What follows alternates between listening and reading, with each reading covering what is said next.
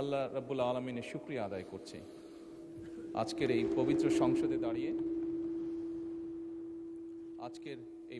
সংসদে দাঁড়িয়ে বাংলাদেশের মানুষের ভোটে নির্বাচিত বাংলাদেশ জাতীয়তাবাদী দল কি পরিকল্পনা গ্রহণ করেছে দেশের মানুষের স্বার্থে, দেশের মানুষের জন্য, সেগুলো বলার সুযোগ করে দেওয়ার জন্য।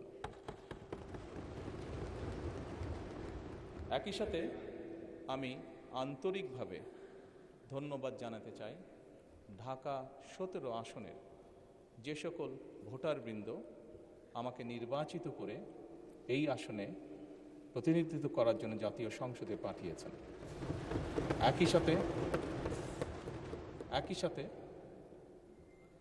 যারা ভোট দেননি, আমি মনে করি আমার পবিত্র দায়িত্ব বাংলাদেশের নাগরিক হিসেবে তাদেরকেও প্রতিনিধিত্ব করা, তাদেরকেও দেখতে। মাননীয় স্পিকার, সরকারের নির্বাচনী ইশতেহারে ঘোষিত কার্যক্রমসমূহ বাস্তবায়নের জন্য সকল মন্ত্রণালয়, বিভাগ আগামী 180 দিন, আগামী অর্থ বছর এবং আগামী 5 বছরের কর্মপরিকল্পনা প্রণয়নের জন্য এরই ভিতরে বিভিন্ন প্রকার উদ্যোগ গ্রহণ করেছে। ইতিমধ্যে নির্বাচনী ইশতেহারে ঘোষিত কিছু গুরুত্বপূর্ণ কার্যক্রম বাস্তবায়নের লক্ষ্যে উল্লেখযোগ্যভাবে অগ্রগতিও হয়েছে। প্রান্তিক ও নিম্ন আয়ের পরিবারগুলোকে, যেখানে বাংলাদেশের অধিকাংশ পরিবারই প্রান্তিক বা নিম্ন আয়ের পরিবারের সদস্য, এই পরিবারগুলোকে প্রাথমিক পর্যায়ে 13টি জেলায় প্রায় 37,814টি নারী প্রধান পরিবারকে ফ্যামিলি কার্ড প্রদান কার্যক্রম শুরু হয়েছে। মাননীয় স্পিকার, একই সাথে কৃষকের সার্বিক সুরক্ষা প্রদানের জন্য সরকার কৃষক কার্ড প্রদানের উদ্যোগও গ্রহণ করেছে। প্রাথমিক পর্যায়ে কৃষি সম্প্রসারণ অধিদপ্তরের মাধ্যমে বাংলাদেশের 8টি বিভাগের 10টি জেলার 11টি উপজেলায় 11টি ব্লকে পাইলটিং কাজ শুরু হয়েছে। এছাড়া নির্বাচনী অঙ্গীকার বাস্তবায়নের লক্ষ্যে ইতিমধ্যে সরকার শস্য, ফসল, পশুপালন ও মৎস্য খাতে 10,000 টাকা পর্যন্ত কৃষি ঋণ এরই মধ্যে মওকুফ করেছে।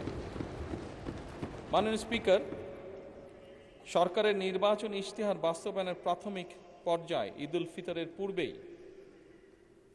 যা আমরা দেশের মানুষের কাছে প্রতিশ্রুতি দিয়েছিলাম, ঈদ উল ফিতরের পূর্বেই 3,995 জন ইমাম, 2,975 জন মুয়াজ্জিন, 2,604 জন খাদেম এবং হিন্দু মন্দিরের 114 জন পুরোহিত, 83 জন সেবায়েত, বৌদ্ধ বিহার বা প্যাগোডার 15 জন অধ্যক্ষ এবং 16 জন উপাধ্যক্ষ, সর্বমোট 9,102 জন উপকারভোগীর ব্যাংক অ্যাকাউন্টে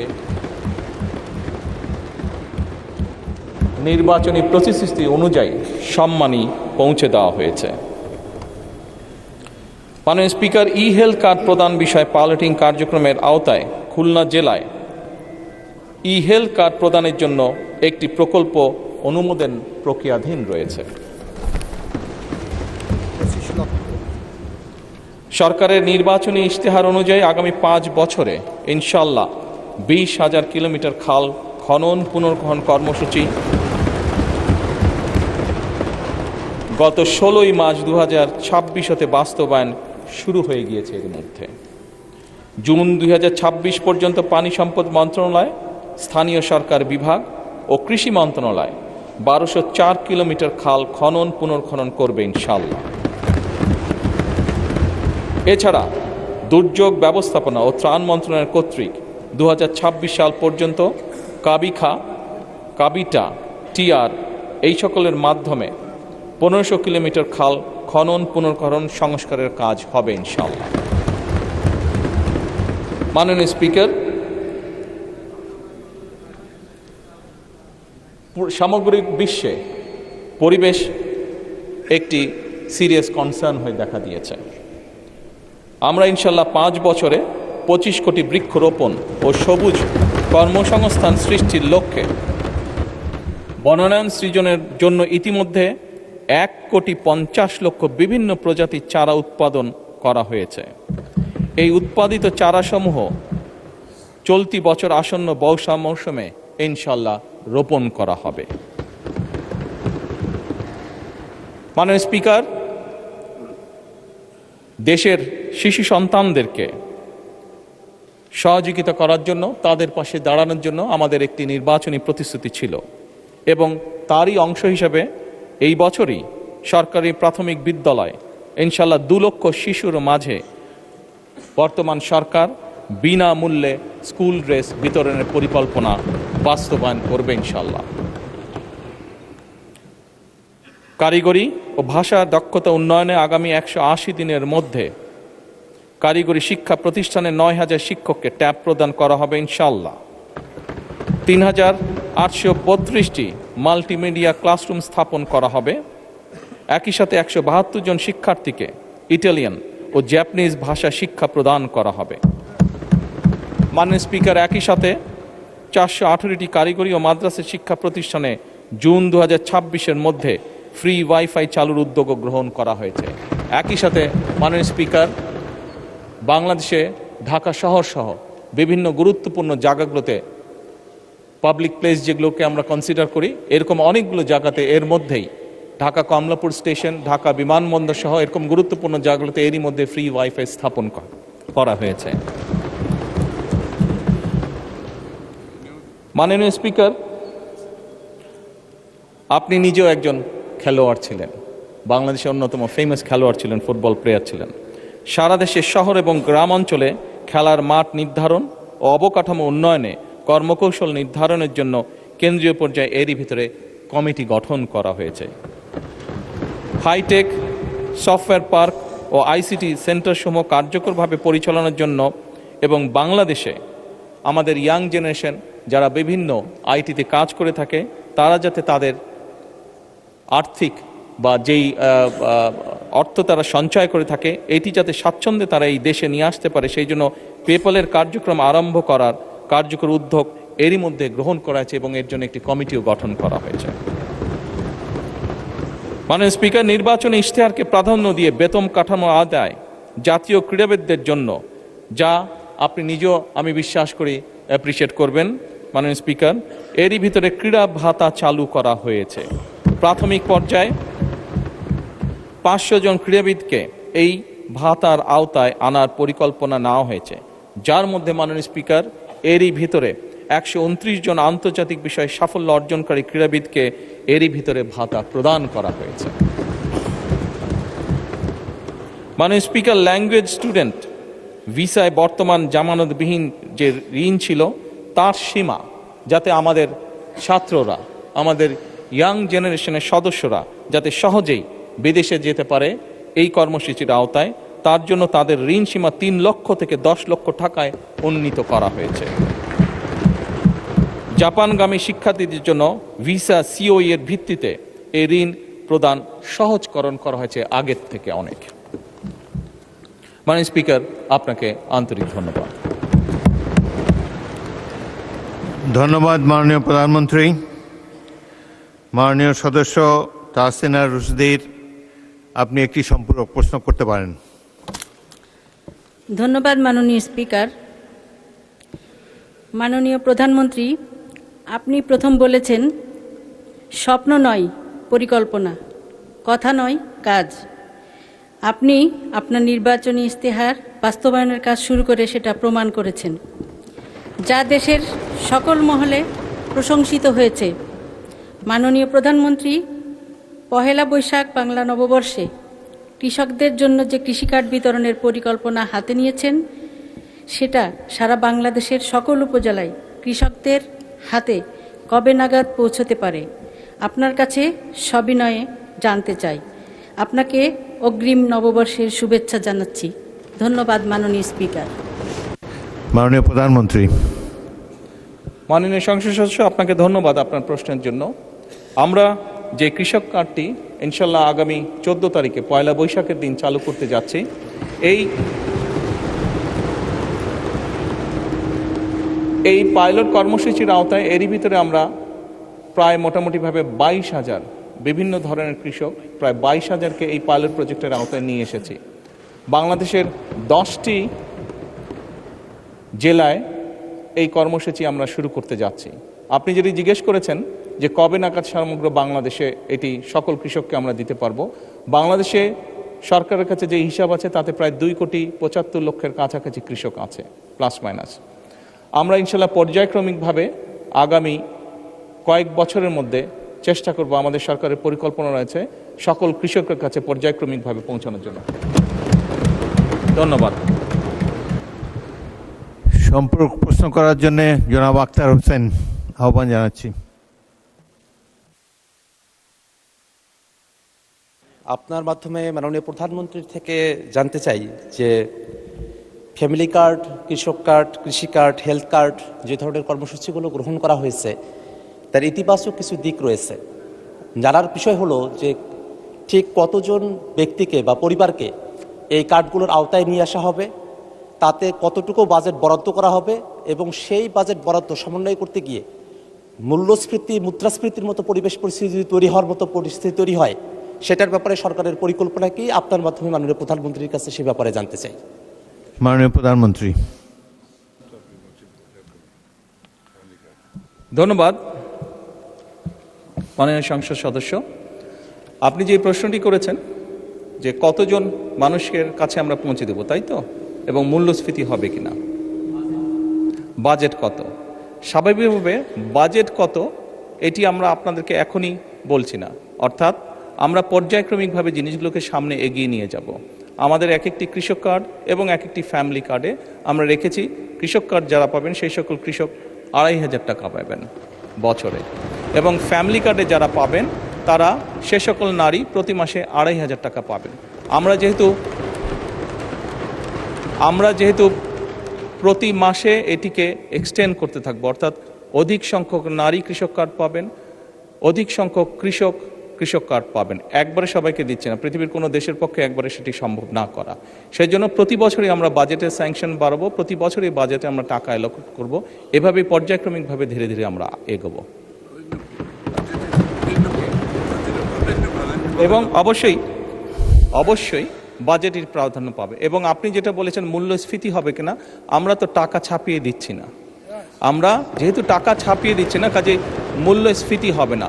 বরং আমরা মনে করি এই টাকাগুলো যখন মার্কেটে যাবে, যারা কৃষক কার্ড পাচ্ছেন সেই সকল কৃষক, যারা প্রান্তিক পর্যায়ে নারীরা যারা পাচ্ছেন টাকা, নিশ্চয়ই তারা সিঙ্গাপুর বা বিভিন্ন দেশে টাকা পাচার করবেন না, সেই টাকা লোকাল অর্থনীতি দিয়ে তারা খরচ করবেন। এবং একজন নারী স্বাভাবিকভাবে সেটি তার সন্তানের লেখাপড়ার পিছে খরচ করবেন, অথবা সেটি তার সন্তান বা পরিবারকে একটু ভালো খাবারের ব্যবস্থা করবেন, অথবা তিনি লোকালি কোনো ছোট ব্যবসা প্রতিষ্ঠান গড়ে তুলবেন। ফলে যেটা হচ্ছে, যেই টাকাটা সরকারের কাছ থেকে তার কাছে যাচ্ছে সেই টাকাটা লোকাল ইকোনমিকে শক্তিশালী করছে, লোকাল ইকোনমিতে সেটি রোটেট করছে। যেমন একজন নারী যখন সেই টাকাটি পাবেন, উনি যদি একটি মুদির দোকানে গিয়ে সদাই করেন, এরকম ওনার আশেপাশে যারা সেটি পাবেন, আরও যে সকল পরিবার, আরও যে সকল নারী পাবেন, তারা সকলে যখন ওই মুদির দোকানে যাবেন, স্বাভাবিক সেই মুদির দোকানের সেল বাড়বে। সেই মুদির দোকানে যখন একজন কর্মচারী যদি এখন থেকে থাকে, 1 মাস পরে বা 2 মাস বা 3 মাস পরে সেই মুদির দোকান মালিক দেখবে যে আমার একজন কর্মচারী দিয়ে হচ্ছে না, তখন সে আরেকজন কর্মচারী নিয়োগ করবে। ফলে কি দাঁড়াচ্ছে, কর্মসংস্থান হচ্ছে, এবং সেই কর্মচারী 2 জন বেতন পাবে, তারাও গিয়ে গামছা কিনবে, লুঙ্গি কিনবে, অথবা তার সন্তানের জন্য চিপস কিনবে, অথবা একটা ছোট্ট ফ্রক কিনবে তার মেয়ের জন্য। ফলে লোকাল ইকোনমি আস্তে আস্তে স্ট্রেনদেন হবে, লোকাল ইকোনমি আস্তে আস্তে বড় হবে। কাজেই মূল্যস্ফীতি হবে বলে আমরা মনে করি না, আমাদের কোনো রিসার্চে মূল্যস্ফীতি বলে না, বরং অর্থনীতি আরও সচল হবে, অর্থনীতি আরও স্ট্রেনদেন হবে। এবং লোকাল যে সকল ইন্ডাস্ট্রি আছে, বাংলাদেশের শতকরা 70 থেকে 80% মানুষ যে সকল প্রোডাক্ট কনজিউম করে, সেগুলো লোকাল ইন্ডাস্ট্রি প্রোডাক্ট কনজিউম করে। কাজে লোকাল ইন্ডাস্ট্রিগুলোকে স্ট্রেনদেন করার এটি আরেকটি উপায়। এবং তার ফলে যেটি হবে, সামগ্রিকভাবে ডিপ্রাইভ যে সকল মানুষ আছে, আমি বলছি না যে আগামী 6 মাসের মধ্যে এটি হবে, তবে ইনশাল্লাহ 3 থেকে 5 বছরের মধ্যে আপনি যে পরিবর্তনটি দেখবেন, যারা প্রান্তিক গোষ্ঠীর মানুষ তাদের জীবনযাত্রার মান ইনশাল্লাহ অনেক উন্নত হবে। ধন্যবাদ মাননীয় স্পিকার। ধন্যবাদ মাননীয় প্রধানমন্ত্রী। তারকা চিহ্নিত প্রশ্ন 2, জনাব ABM মোশাররফ হোসেন, পটুয়াখালী 4, আপনার প্রশ্নটি দয়া করে উত্থাপন করুন। ধন্যবাদ মাননীয় স্পিকার। কৃতজ্ঞতা মাননীয় প্রধানমন্ত্রী। আমি তারকা চিহ্নিত প্রশ্ন 2 উত্থাপন করছি। মাননীয় প্রধানমন্ত্রী, অনুগ্রহ করিয়া বলিবেন কি সরকার কর্তৃক প্রবর্তিত ফ্যামিলি কার্ড কর্মসূচির মাধ্যমে নারীর ক্ষমতায়নের সুযোগ কতটুকু রহিয়াছে এবং কতদিনের মধ্যে এই ফ্যামিলি কার্ড সারা দেশে সম্প্রসারণ করা হবে? ধন্যবাদ মাননীয় স্পিকার। মাননীয় প্রধানমন্ত্রী। মাননীয় স্পিকার এবং মাননীয় সংসদ সদস্য, আপনাদের উভয়কে ধন্যবাদ। গণপ্রজাতন্ত্রী বাংলাদেশের সংবিধানের 15 ঘ অনুচ্ছেদ অনুযায়ী নাগরিকদের সামাজিক নিরাপত্তা অধিকার নিশ্চিত করা রাষ্ট্রের অন্যতম মৌলিক দায়িত্ব। ফ্যামিলি কার্ড কার্যক্রম এই সাংবিধানিক দায়বদ্ধতাকে আধুনিক ডিজিটাল কাঠামোর মাধ্যমে একটি বৈষম্যহীন ও মানবিক কল্যাণ রাষ্ট্রে রূপান্তরের প্রধান হাতিয়ার বলে আমরা দৃঢ়ভাবে বিশ্বাস করি। মাননীয় স্পিকার, এই কর্মসূচির মূল দর্শনই হচ্ছে ব্যক্তি নয় বরং পরিবারের উন্নয়নের মূল একক। বর্তমানে দেশে প্রচলিত 95টিরও বেশি সামাজিক নিরাপত্তা কর্মসূচির মাধ্যমে সমাজের পিছিয়ে পড়া জনগোষ্ঠীকে সহায়তা প্রদান করা হয়। দীর্ঘদিন যাবৎ এই সহায়তা প্রদান করা হলেও দারিদ্র্যের হার কাঙ্ক্ষিত রূপে হ্রাস পায়নি, বরং আমরা দেখেছি বিগত 18 মাসে দারিদ্র্যের সংখ্যা বরং বেড়েছে, বিভিন্ন স্ট্যাটিস্টিক্সে যা এসছে। এবং জনগোষ্ঠীর পুষ্টি ও স্বাস্থ্যের কাঙ্ক্ষিত উন্নয়ন আমরা ঘটতে দেখছি না। দেখা গেছে কোনো পরিবারে মাকে এ জাতীয় সহায়তা প্রদান করা হলে সহায়তাটি পরিবারের শিশুসহ অন্য সদস্যদের খাদ্য, পুষ্টি, জরুরি চিকিৎসা ও শিক্ষায় ব্যবহার করা হয় এবং অর্থের অপচয় বা অপ্রয়োজনীয় খাতে ব্যয়ের সুযোগ হ্রাস পায়। এ কারণেই ফ্যামিলি কার্ড পরিবারের প্রধান নারী সদস্যকে প্রদান করার সিদ্ধান্ত গ্রহণ করা হয়েছে।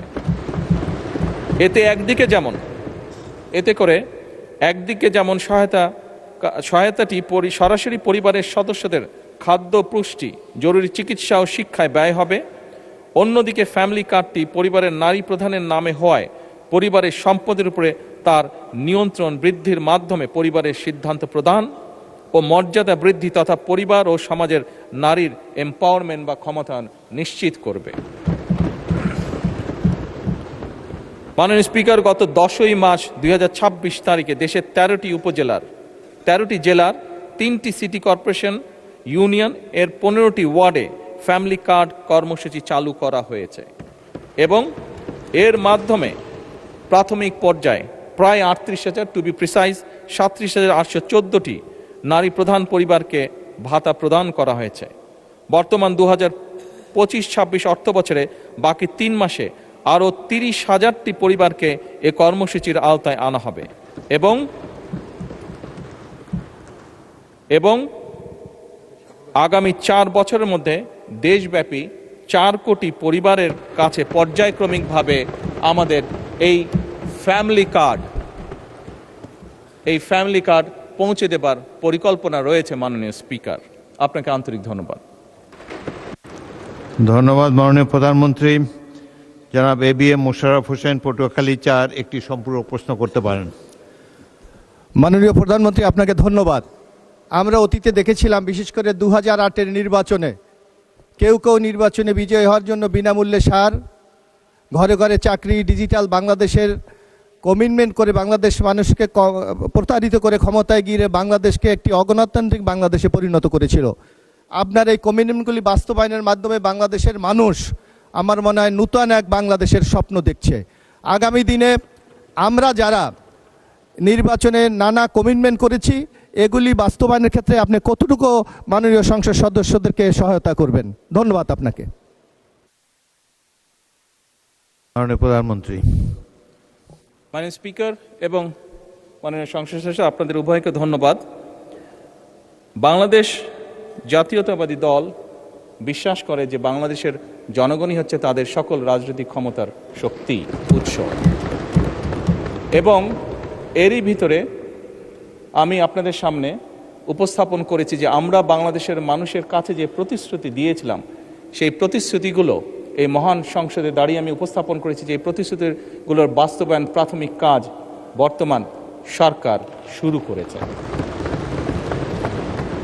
এবং যেহেতু আমরা বিশ্বাস করি জনগণই আমাদের সকল ক্ষমতার উৎস, যেহেতু আমরা বিশ্বাস করি জনগণের কাছে আমরা যে ওয়াদা করেছি সেটি পূরণে আমরা বদ্ধপরিকর, সেজন্যই বাংলাদেশের জনগণ যাদেরকে নির্বাচিত করেছে একটি নিরপেক্ষ নির্বাচনের মাধ্যমে, সেই নির্বাচিত সদস্যদের মাধ্যমে, সারা দেশের নির্বাচিত সদস্যদের মাধ্যমে, পবিত্র জাতীয় সংসদের সদস্যদের মাধ্যমে আমরা পর্যায়ক্রমিকভাবে আমাদের সকল কর্মসূচিগুলো ইনশাআল্লাহ বাস্তবায়ন করব। মাননীয় সংসদ সদস্য, মাননীয় স্পিকার, আমরা দেখেছি অতীতে, মাননীয় সংসদ সদস্য, আপনার প্রশ্নের রেশ ধরেই বলতে চাই, আমরা অতীতে দেখেছি বিভিন্ন রাজনৈতিক দল বিভিন্ন রকম কমিটমেন্ট করেছিল নির্বাচনের আগে। আপনি দু একটি কথা উল্লেখ করেছেন, কেউ কেউ বিভিন্ন রকম টিকিটও বিলি করেছিল। তবে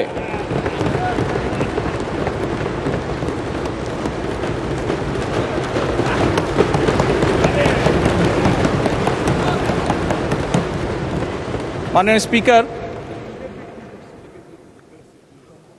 বিগত নির্বাচনে বাংলাদেশ জাতীয়তাবাদী দলের প্রতি জনগণ যে সমর্থন দিয়েছে, যে ম্যান্ডেট দিয়েছে, তাতে পরিষ্কারভাবে প্রমাণিত হয় বাংলাদেশের মানুষ এই ফ্যামিলি কার্ড, কৃষক কার্ড সহ যে সকল পরিকল্পনা আপনাদের এই মহান জাতীয় সংসদে আপনার মাধ্যমে আমি উপস্থাপন করেছি, সেই সকল পরিকল্পনার প্রতি বাংলাদেশের মানুষের সমর্থন আছে। এবং একই সাথে প্রমাণিত হয় বিগত নির্বাচনে ম্যান্ডেটের মাধ্যমে জনগণের বিএনপির প্রতি যে ম্যান্ডেট দিয়েছে তার মাধ্যমে প্রমাণিত হয় বাংলাদেশের মানুষ বাংলাদেশ জাতীয়তাবাদী দলের উপর আস্থা রেখেছে, তাদেরকে বাংলাদেশের মানুষ বিশ্বাস করে। মাননীয় স্পিকার, আপনার মাধ্যমে পরিষ্কারভাবে আমি বাংলাদেশ জাতীয়তাবাদী দল পক্ষ থেকে বলতে চাই যে ইনশাআল্লাহ বাংলাদেশের মানুষের কাছে আমরা যে প্রতিশ্রুতি দিয়েছি, আমরা আমাদের সর্বোচ্চ চেষ্টা দিয়ে সেই প্রতিশ্রুতি পালনের চেষ্টা অব্যাহত রাখব। ধন্যবাদ মাননীয় স্পিকার। ধন্যবাদ মাননীয় প্রধানমন্ত্রী। যারা মাসুম মুস্তফা, নেত্রকোনা 5, একটি প্রশ্ন করতে পারেন এবং ফ্যামিলি কার্ডের উপরে প্রশ্ন করবেন। ধন্যবাদ মাননীয় স্পিকার। আমি আপনার মাধ্যমে মাননীয় প্রধানমন্ত্রীকে অভিনন্দন জানাই যে উনি ফ্যামিলি কার্ড চালু করেছেন এবং কৃষক কার্ড চালু করবেন। আমার প্রশ্ন হচ্ছে, শ্রমিক সমাজের জন্য শ্রমিক কার্ড চালু করার কোনো পরিকল্পনা সরকারের আছে কিনা? ধন্যবাদ আপনাকে মাননীয় স্পিকার। মাননীয় প্রধানমন্ত্রী। মাননীয় সংসদ সদস্য, আপনাকে আন্তরিকভাবে ধন্যবাদ আপনার প্রশ্নের জন্য। এই মুহূর্তে আমাদের এইরকম কোনো শ্রমিকদের জন্য কার্ড দেবার পরিকল্পনা নেই, তবে শ্রমিক কল্যাণ ফেডারেশনের যে সকল অর্থ আছে শ্রমিকদের জন্য, শ্রমিকদের কল্যাণের জন্য, অবশ্যই সেই অর্থগুলি সত্যিকারভাবে শ্রমিকদের জন্য ব্যয় করা হচ্ছে কিনা আমরা সেটিকে অবশ্যই খোঁজ খবর করব এবং আমরা নিশ্চিত করার চেষ্টা করব যে সত্যিকারভাবে অন্য কোনো কিছুর পিছনে যাতে সেই অর্থ ব্যয় না হয়, বরং সেই অর্থ যাতে সঠিকভাবে সত্যিকারভাবে শ্রমিকদের কল্যাণের জন্যই ব্যয় করা হয়। আমাদের সরকারের এটি থাকবে অন্যতম প্রধান লক্ষ্য। ধন্যবাদ মাননীয় সংসদ সদস্য। ধন্যবাদ মাননীয় প্রধানমন্ত্রী। তারকা চিহ্নিত প্রশ্ন 3, যারা মোহাম্মদ আবুল কালাম, কুমিল্লা 9, প্রশ্নটি উত্থাপন করুন। বিসমিল্লাহির রহমানির রহিম। মাননীয় স্পিকার, আপনাকে ধন্যবাদ। আমি মাননীয় স্পিকার আপনার মাধ্যমে আমার নির্বাচনী এলাকা কুমিল্লা 9 লাকসা মনোহরগঞ্জের সর্বস্তরের জনগণকে আমি আমার পক্ষ থেকে আন্তরিক ধন্যবাদ জানাচ্ছি। মাননীয় স্পিকার, আমি আপনার মাধ্যমে মাননীয় প্রধানমন্ত্রীর উত্তর দানের জন্য আমার তারকা চিহ্নিত প্রশ্ন 3 মহান জাতীয় সংসদে উপস্থাপন করছি। মাননীয় প্রধানমন্ত্রী, অনুগ্রহ করিয়া বলিবেন কি বিগত ফ্যাসিস্ট সরকারের আমলে বাংলাদেশ হতে কী পরিমাণ অর্থ বিদেশে পাচার করা হয়েছিল এবং উক্ত টাকা ফিরিয়ে আনার জন্য সরকার কি কি পদক্ষেপ গ্রহণ করবে? ধন্যবাদ মাননীয় স্পিকার। মাননীয় প্রধানমন্ত্রী। মাননীয় স্পিকার, মাননীয় সংসদ সদস্য, আপনাদের উভয়কে ধন্যবাদ আমাকে এই প্রশ্নের উত্তর বলার সুযোগ করে দেওয়ার জন্য। মাননীয় স্পিকার, সরকার পরিচালনার দায়িত্ব গ্রহণ করার পর থেকে আমরা দেখছি যে আমরা অত্যন্ত ভঙ্গুর একটি অর্থনীতি পেয়েছি। তারপরেও দুর্নীতিকে এই সময়ের মধ্যে যতটুকু সম্ভব দুর্নীতির টুটি চেপে ধরে এবং বিভিন্ন জায়গায় বিভিন্ন লিকেজ বন্ধ করার উদ্যোগ গ্রহণের মাধ্যমে আমরা চেষ্টা করছি কিভাবে জনগণের যে ট্যাক্সের টাকা সেটিকে সর্বোচ্চ অগ্রাধিকার দিয়ে সবচেয়ে ভালোভাবে সেটিকে জনগণের স্বার্থে এবং দেশের স্বার্থে ব্যবহার করা যায়। মাননীয় স্পিকার, অন্তর্বর্তীকালীন সরকার কর্তৃক যে শ্বেতপত্র প্রণয়ন করা হয়েছিল বা প্রণয়ন কমিটি যে করা হয়েছিল সেটির তথ্য মতে 2009 থেকে 2023 সালের মধ্যে বাংলাদেশ থেকে অবৈধ অর্থ প্রবাহের পরিমাণ ছিল আনুমানিক 234 বিলিয়ন মার্কিন ডলার, যা বছর হিসাবে যদি আমরা ভাগ করি তাহলে বছরে গড়ে 16 বিলিয়ন মার্কিন ডলার, বাংলাদেশি টাকায় 1.8 লক্ষ কোটি টাকা। মাননীয় স্পিকার, পাচারকৃত প্রত্যেক বছর পাচারকৃত এই অর্থ একাধিক দেশে স্থানান্তরিত হয় অভিযোগ থাকায় তা উদ্ধারে সংশ্লিষ্ট দেশগুলোর সাথে মাননীয় স্পিকার এরই ভিতরে তথ্য বিনিময়, সম্পদ শনাক্তকরণ এবং পারস্পরিক আইন সহায়তা জোরদার করা হচ্ছে। মাননীয় স্পিকার, এই লক্ষ্যে পারস্পরিক আইন সহায়তা চুক্তি বা মাল্টিপল লিগ্যাল অ্যাসিস্ট্যান্ট ট্রিটি সম্পাদন এবং মাল্টিপল লিগ্যাল অ্যাসিস্ট্যান্ট রিকোয়েস্ট এর বিনিময় মিউচুয়াল লিগ্যাল অ্যাসিস্ট্যান্ট সম্পাদন এবং মিউচুয়াল লিগ্যাল অ্যাসিস্ট্যান্ট রিকোয়েস্টের বিনিময় প্রক্রিয়ার জন্য পররাষ্ট্র মন্ত্রণালয় সংশ্লিষ্ট সকল মন্ত্রণালয় এবং সংস্থার সাথে সরকার নিবিড়ভাবে কাজ করছে। অর্থ পাচারের গন্তব্য যে দেশগুলো প্রাথমিকভাবে সরকার চিহ্নিত করতে সক্ষম হয়েছে সেই দেশগুলো হলো USA, UK, Canada, Switzerland, Australia, Thailand, UAE, Singapore, Malaysia এবং হংকং, চায়না। এদের মধ্যে 3টি দেশের মালয়েশিয়া, হংকং এবং সংযুক্ত আরব আমিরাতের সাথে চুক্তি স্বাক্ষরের বিষয়ে সম্মতি প্রদান করা হয়েছে। অপর 7টি দেশের সাথেও চুক্তি স্বাক্ষরের বিষয়টি মাননীয় প্রক্রিয়াধীন আছে। আমরা চেষ্টা করছি, আমাদের এন্ড থেকে আমরা চেষ্টা করছি এটাকে যত দ্রুত সম্পন্ন করা সম্ভব হয়। মাননীয় স্পিকার, ইতিমধ্যে বাংলাদেশ ব্যাংকের গভর্নরের সভাপতিত্বে একটি আন্তঃসংস্থা টাস্কফোর্স গঠন করা হয়েছে। এই টাস্কফোর্স কর্তৃক চিহ্নিত এবং অগ্রাধিকার প্রাপ্ত 11টি মামলায় পাচার হওয়ার অর্থ পুনরুদ্ধারের জন্য আইনি প্রক্রিয়া চলমান রয়েছে। আন্তঃসংস্থা টাস্কফোর্স কর্তৃক চিহ্নিত অগ্রাধিকারপ্রাপ্ত কেসসমূহ অনুসন্ধান এবং তদন্তের জন্য দুর্নীতি দমন কমিশনের নেতৃত্বে এবং বাংলাদেশ পুলিশের CID, জাতীয় রাজস্ব বোর্ডের সেন্ট্রাল এজেন্সিয়াল সেল, শুল্ক গোয়েন্দা তদন্ত অধিদপ্তরের সমন্বয়ে 11টি যৌথ অনুসন্ধান ও তদন্ত দল গঠন করা হয়েছে। GIT গঠনের পর অগ্রাধিকার প্রাপ্ত মামলাগুলো অগ্রগতি নিম্নরূপ। মাননীয় স্পিকার, যেই নিম্নরূপ এটি পঠিত বলিয়া গণ্য করিতেছি। ধন্যবাদ মাননীয় প্রধানমন্ত্রী। ধন্যবাদ। জনাব মোহাম্মদ আবুল কালাম, কুমিল্লা 9, আপনি একটি সম্পূরক প্রশ্ন করতে পারেন। মাননীয় স্পিকার, আপনাকে ধন্যবাদ। আমার প্রশ্নের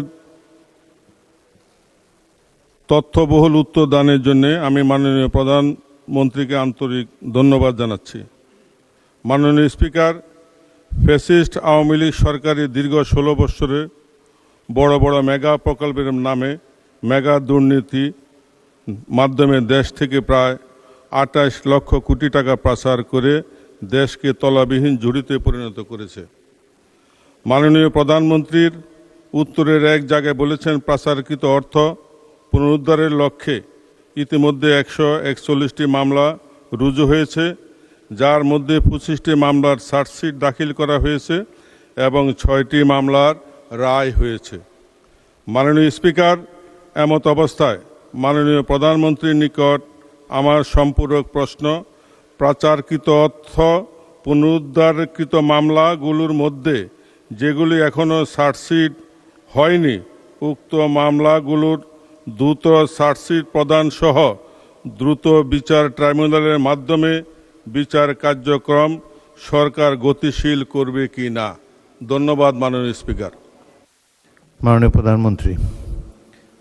মাননীয় সংসদ সদস্য, আপনাকে ধন্যবাদ আপনার সম্পূরক প্রশ্নের জন্য। আপনি যেটি করেছেন, এক কথায় যদি বলতে হয়, এটি জনগণের অর্থ, এবং যেহেতু আমরা জনগণ দ্বারা নির্বাচিত সরকার, জনগণের প্রতি এবং দেশের প্রতি আমাদের একটি দায়বদ্ধতা আছে। খুব স্বাভাবিকভাবেই জনগণের অর্থ ফিরিয়ে নিয়ে এসে জনগণের জন্য এবং দেশের জন্য সেটি ব্যয় করা এই সরকারের অন্যতম প্রধান দায়িত্ব।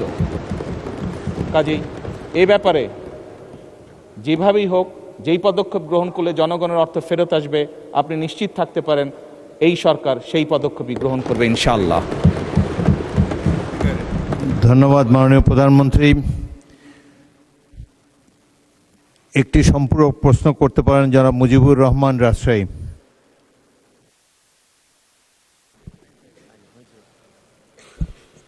ধন্যবাদ মাননীয় স্পিকার।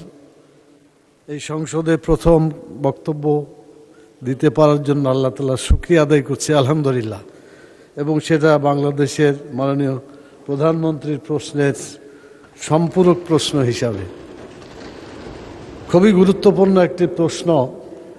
গোটা জাতি যে এই প্রশ্নের সাথে স্পর্শকাতরভাবে অপেক্ষা করছে যে এটা এ দেশের টাকা কিভাবে ফেরত আনা যায়। খুব গুরুত্বপূর্ণ এই প্রশ্নের জবাব মাননীয় প্রধানমন্ত্রী দিয়েছেন। আমার সম্পূরক প্রশ্ন হচ্ছে যে যারা এই টাকাগুলো বিদেশে পাচার করেছে তারা তো বাংলাদেশেই আছে, অথবা বাংলাদেশ থেকে বাইরে কোথাও আছে, যেটা আমাদের কূটনৈতিকদের যারা বিদেশে অ্যাম্বাসেডার আছে তাদের মাধ্যমে তাদেরকে আমরা চিহ্নিত করতে পারি।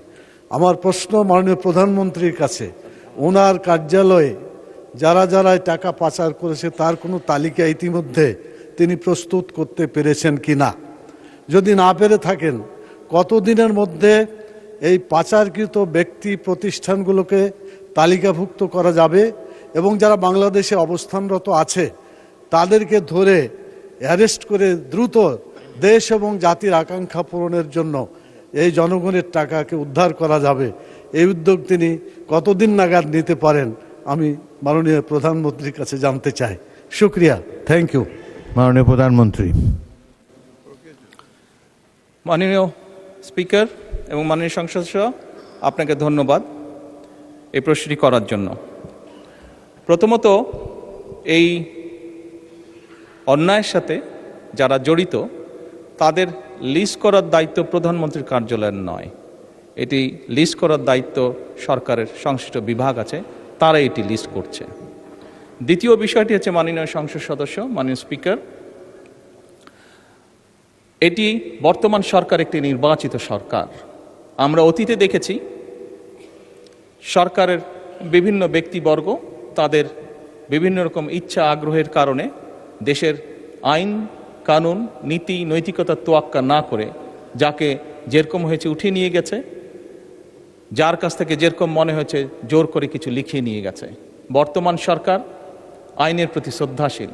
বর্তমান সরকার দেশের প্রচলিত আইন মেনে কাজ করতে চায় এবং আইনের ভিত্তিতেই বিচার করতে চায়, যাতে করে কোনো মানুষ ন্যায্য আইন থেকে বঞ্চিত হতে না পারে। এবং সে কারণেই মাননীয় স্পিকার, আইনগতভাবেই আমরা সকল প্রক্রিয়া গ্রহণ করব।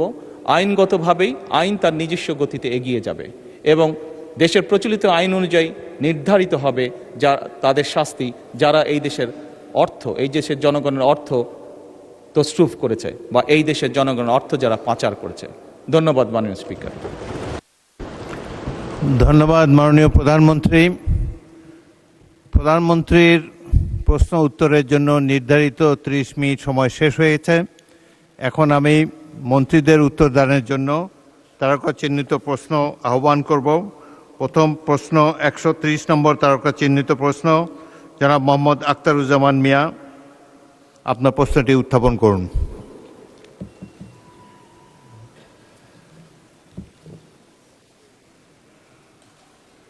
বলুন চিফ হুইপ। প্রধানমন্ত্রীর যেসব প্রশ্নের উত্তর দিয়েছেন, বাকি যে কয়টা প্রশ্ন রয়েছে তা সংসদে উত্থাপিত হলো বলে গণ্য করা হবে। এটা আপনার চেয়ার থেকে আপনি বললে এটা উত্থাপিত হলো। অবশ্যই এটা ন্যাচারাল, যেহেতু প্রশ্ন উত্তর টেবিলে দেওয়া হয়েছে এটি উত্থাপিত হয়েছে এবং যে উত্তর দান সেটিও সংসদের কার্যপরিভূমিতে স্থান পাবে। ধন্যবাদ। জনাব আখতারুজ্জামান মিয়া প্রশ্ন করুন। মানে স্পিকার, আপনাকে ধন্যবাদ। আমার তারকা চিহ্নিত প্রশ্ন 130, পানি সম্পদ মন্ত্রীর মহোদয় অনুগ্রহ করে বলিবেন কি দিনাজপুর জেলা খাল খনন কর্মসূচির আওতায় কোনো প্রকল্প গ্রহণ করা হইবে কিনা, উপজেলা ওয়ারি তাহা কি? মানে স্পিকার, আপনাকে ধন্যবাদ।